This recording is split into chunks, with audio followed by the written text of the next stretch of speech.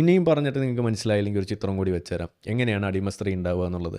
ഇതൊരു അടിമ സ്ത്രീയും ആ അടിമ സ്ത്രീയെ പർച്ചേസ് ചെയ്തിരിക്കുന്ന ഒരു അറബ് മെർച്ചൻറ്റുമാണ് നിൽക്കുന്നത്. ആ അറബ് മെർച്ചൻറ്റിനെ നിങ്ങൾക്ക് കണ്ടാൽ മനസ്സിലാവും. അടിമ സ്ത്രീയെ നിങ്ങൾക്ക് കണ്ടാൽ മനസ്സിലാകണം. അതിനുവേണ്ടിയാണ് ആ വേഷം. കാരണം മുട്ടുപൊക്കിളിനുള്ള ഇടയിലുള്ള ഭാഗം മറയ്ക്കുക എന്നതാണ് പുരുഷൻ്റെ ഔറത്ത് എന്ന് പറയുന്നത്. പുരുഷൻ്റെ വേഷവിധാനം. അത് തന്നെയാണ് അടിമ സ്ത്രീക്കും പറഞ്ഞിട്ടുള്ളത്. അത് വിശ്വാസിയാണെങ്കിലും ശരി അല്ലെങ്കിലും ശരി. അത് തന്നെയാണ് അവിടെ നിങ്ങൾ കാണുന്നത്. ഇതാണ് ഇസ്ലാമിലെ അടിമ സ്ത്രീയുടെ, മുസ്ലിമായിട്ടുള്ള അടിമ സ്ത്രീയുടെ ഒരു വേഷമെന്ന് പറയുന്നത്. അപ്പോൾ ഞാൻ പറയുന്നത്, നേരത്തെ കാണിച്ച ചിത്രം, റയീസിക്ക് ഓപ്പോസിറ്റായിട്ട് ഇരുന്ന ആ പത്രപ്രവർത്തക, ആ പത്രപ്രവർത്തക ഇരുന്ന ആ സ്ഥാനത്ത് ദേവിക മാഡം ഇരുന്നാൽ അവിടെ റയീസി എഴുന്നേറ്റ് പോവും. എന്നാൽ ഈ അടിമപ്പെണ്ണാണ് അവിടെ ഇരിക്കുന്നത് എന്നുണ്ടെങ്കിൽ റയീസി അവിടെ ഇരിക്കും. അതും കൂടി നിങ്ങൾ ആലോചിക്കണം. കാരണം എന്താണ്?